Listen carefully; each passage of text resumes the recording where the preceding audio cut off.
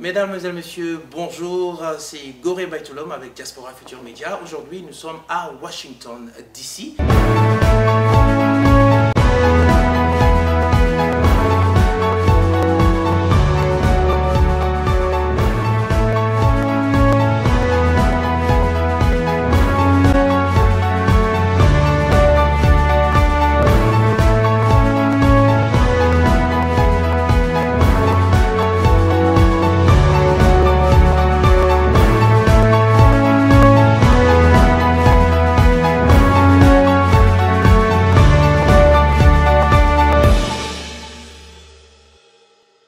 Nous avons un invité vraiment de marque. Nous sommes avec Monsieur Issa Agar, qui est le coordinateur du programme national alimentaire.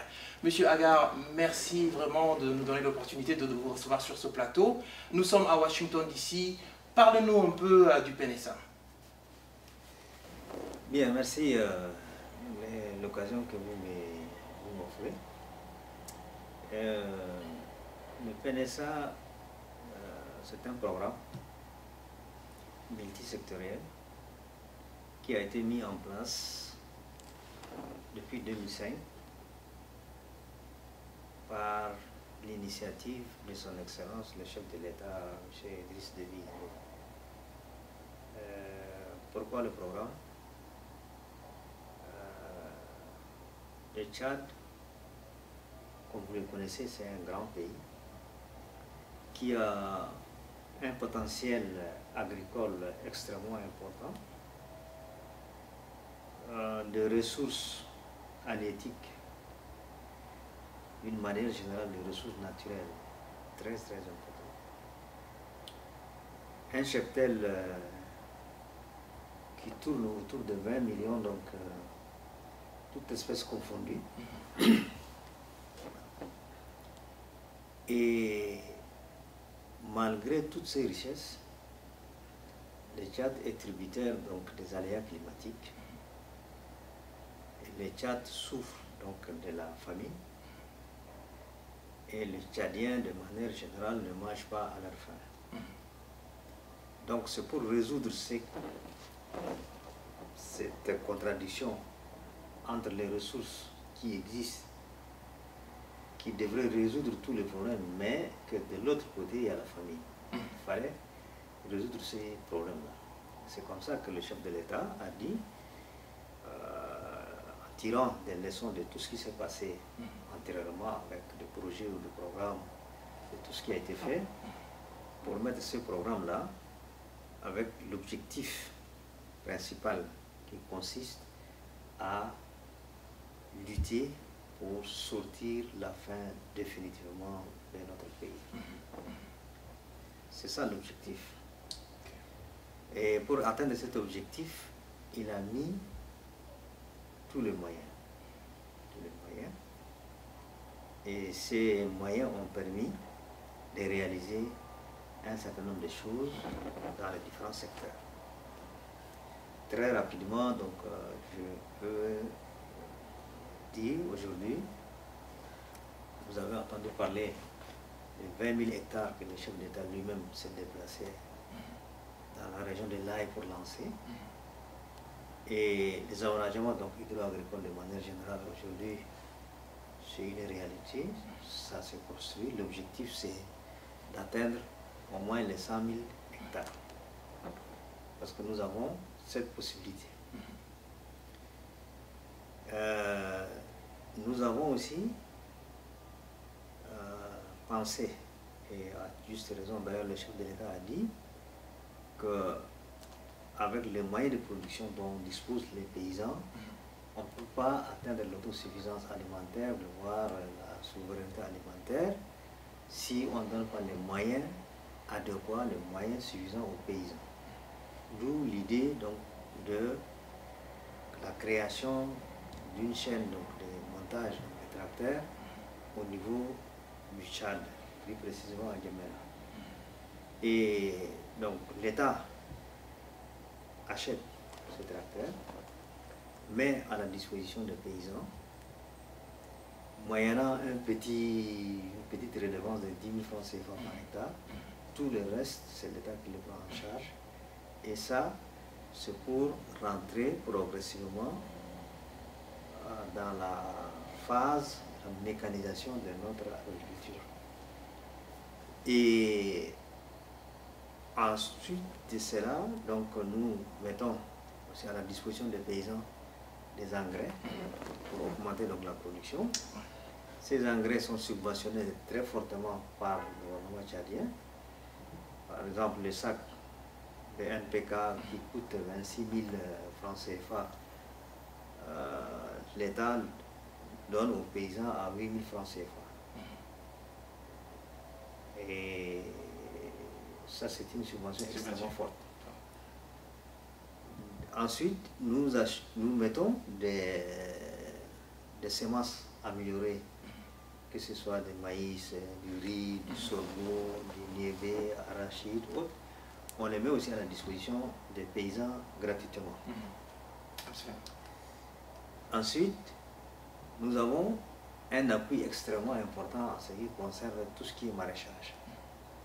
Il faut que les Tchadiens, dans les grandes villes au moins, trouvent les légumes suffisamment parce qu'on a la possibilité de produire. Et ça, c'est un impact réel. Aujourd'hui, la production a fortement augmenté.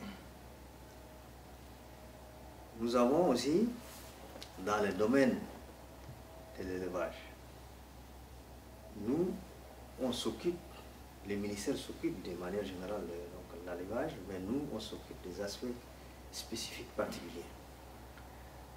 L'un des aspects, c'est la production du lait. Et là aussi, il y a une contradiction par le fait qu'on a un cheptel important, mais curieusement, on n'a pas de lait.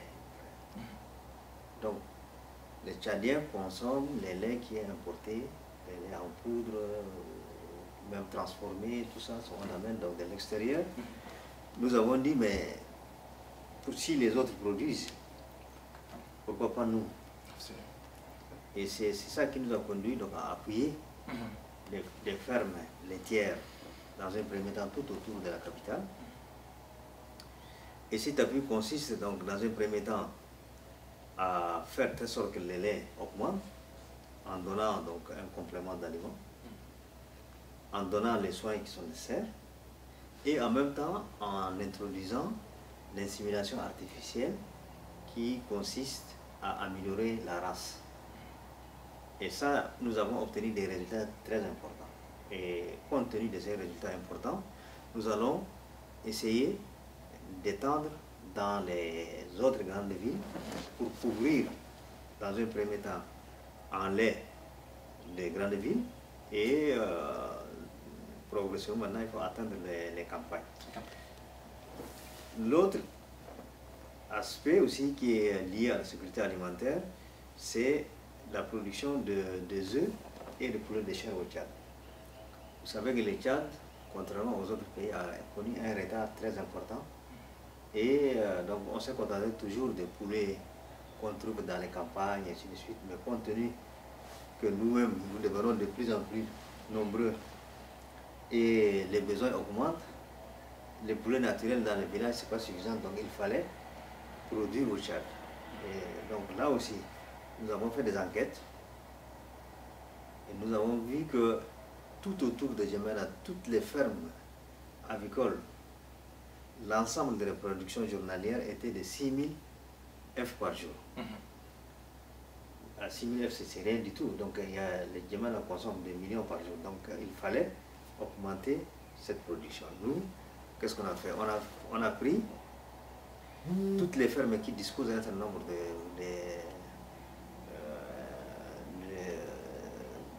bâtiments ou d'équipements.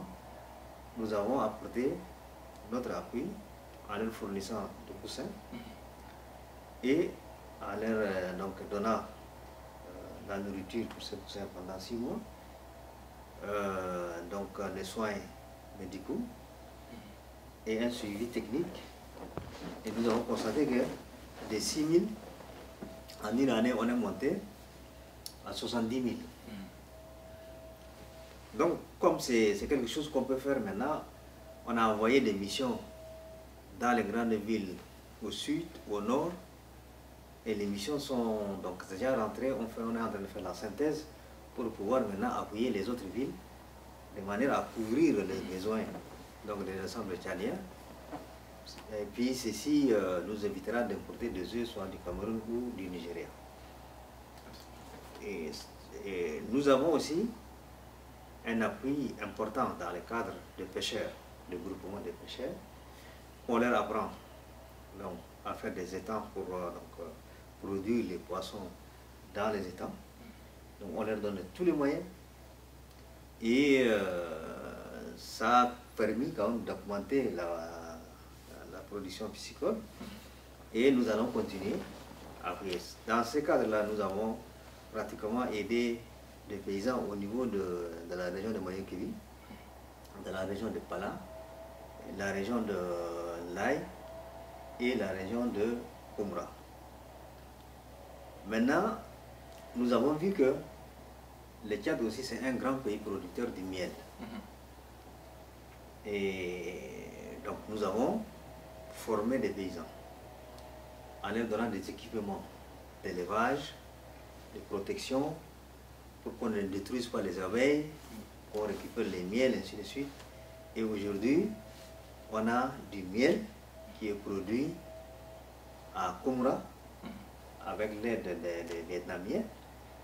Et aujourd'hui, donc, ce miel qui est avec le label de miel du pays Sarat, et aujourd'hui, on le trouve sur le marché. C'est quelque chose quand même extraordinaire.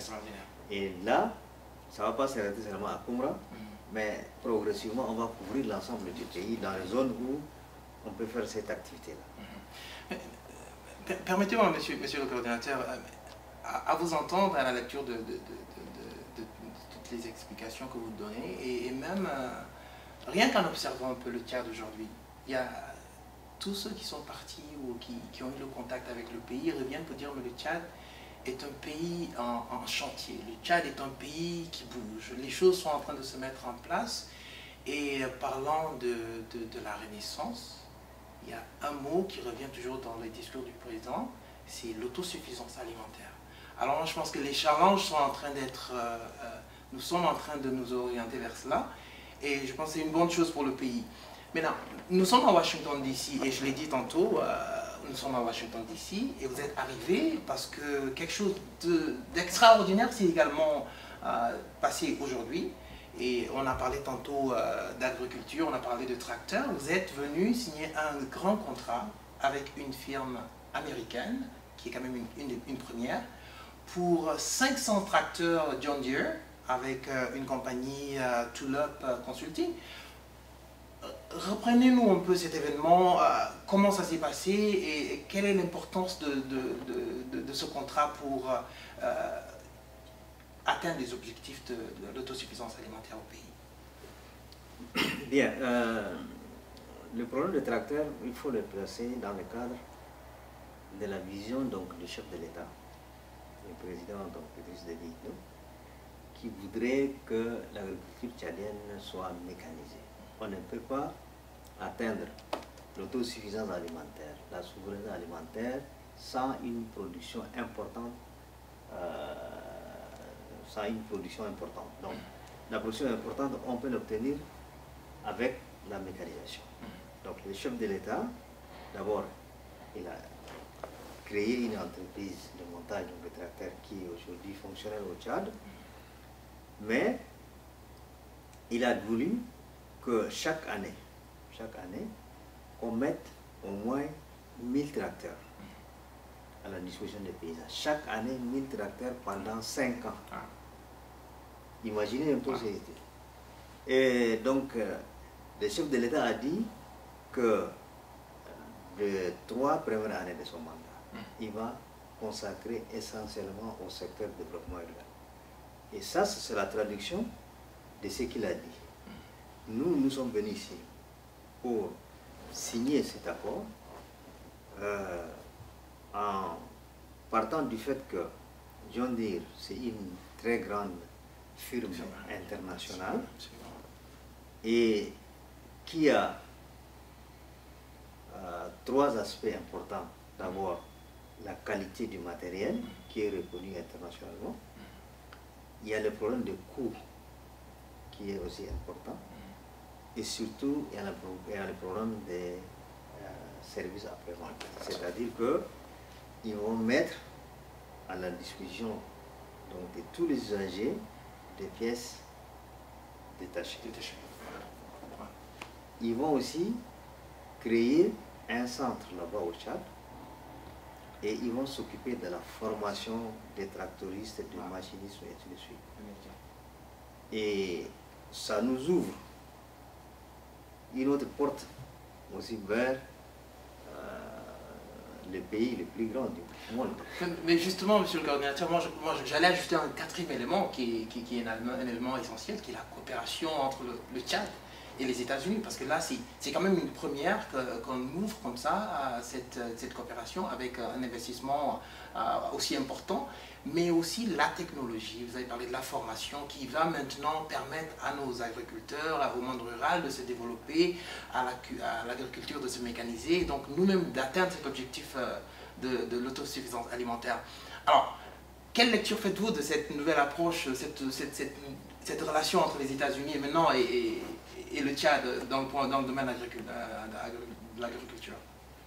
Vous savez, le Tchad, comme vous l'avez dit vous-même, le Tchad, c'est la Renaissance.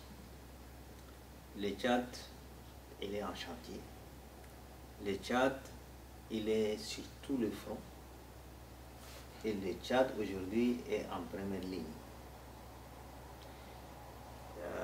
Ça veut dire que le chef de l'État, lui-même,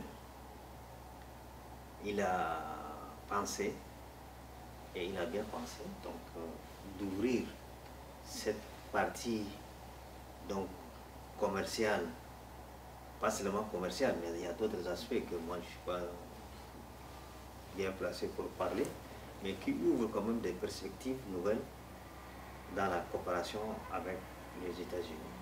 Vous avez vu à la signature les personnalités qui sont déplacées pour venir assister à la signature, le secrétaire d'État au commerce avec son équipe. Tout ça, quand même, ça ouvre dans ces perspectives. Et nous allons profiter, ou du moins, nous allons faire de telle sorte que cette coopération puisse se renforcer et qu'il y ait des retombées pour les Tchadiens. Absolument. C'est ça qu'on veut. Mais je précise aussi que nous, on est venu ici aux États-Unis pour signer cet accord. Mais avant de venir ici, nous avons aussi été à la foire africaine de Paris, où le Tchad est l'invité d'honneur, un pays invité d'honneur. Et ça nous a permis d'exposer nos produits, ça nous a permis de faire passer les messages à travers les médias, la télévision, et ainsi de suite. Nous avons aussi des rencontres avec la région de Bretagne, en France, avec les responsables du Conseil régional de la Bretagne, sur les aspects de coopération, parce que c'est une région agricole, une région qui était, il y a quelques années, un peu similaire au Tchad, et puis qui a vraiment réussi. Et donc, il fallait que nous soyons donc, présents sur ce côté. Nous sommes aussi partis en Inde aussi. Donc, là aussi, on est parti mobiliser les opérateurs pour venir au Tchad. Pour vous dire en un seul mot que le Tchad est sur pratiquement partout, sur tout le plan. Sur tout le plan. Voilà, on va prendre une pause et puis on va revenir sur Diaspora Futurs Médias.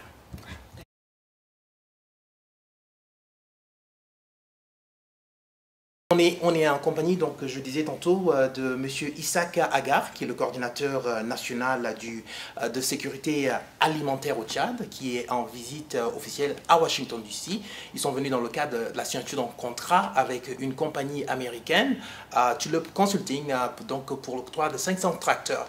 Alors, M. Agar, je pense que nous allons terminer notre interview avec ce que j'aime bien faire. Je vais vous demander de fermer les yeux, parlant de l'autosuffisance alimentaire et de la Renaissance. Décrivez-nous le Tchad que vous voyez, que vous envisagez, vous voyez dans 10 ans, dans 20 ans. un Tchad vert, un Tchad, je ne sais pas comment vous le voyez, mais décrivez-nous ce Tchad. Enfin, disons que la description du Tchad dans les années à venir, la personne qui a une idée précise, c'est vraiment le président de la République. Nous autres, techniciens, nous sommes chargés de traduire cette vision du chef de l'État dans le fait.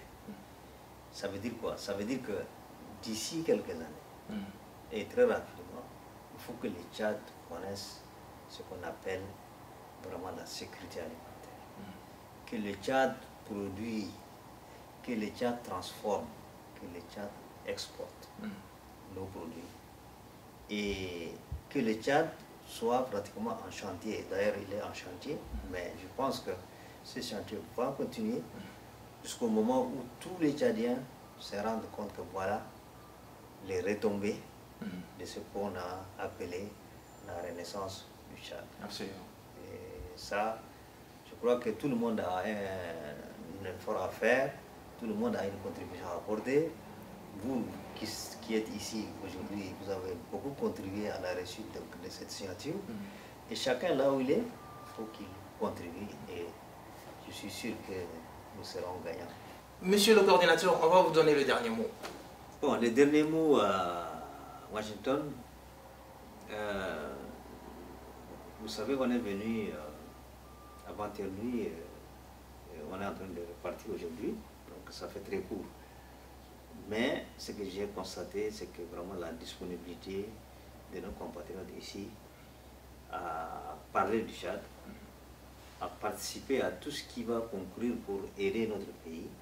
Et ça, c'est vraiment quelque chose de très important. Et je suis très fier qu'aujourd'hui, le Tchad est vu autrement. Il y a quelques années, c'est des guerres, c'est ceci, donc c'est des problèmes. Mais aujourd'hui, on a quand même une autre vision du Tchad. Et cette vision nouvelle du Tchad, que le président a voulu, il faut qu'on renforce à tous les niveaux. Absolument. Merci bien. Voilà, nous arrivons au terme de notre entretien avec Monsieur Isaac Agar, qui est le coordinateur national de sécurité alimentaire au Tchad. C'était un plaisir de l'avoir eu sur ce plateau pour nous parler un peu de cette révolution alimentaire, de cette bataille pour l'autosuffisance alimentaire qui se passe au Tchad.